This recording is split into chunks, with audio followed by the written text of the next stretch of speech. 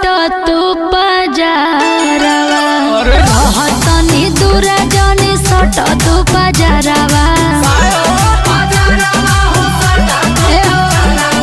रहतनी दूर जनी सट तू पजारवा जियारवा जोरेला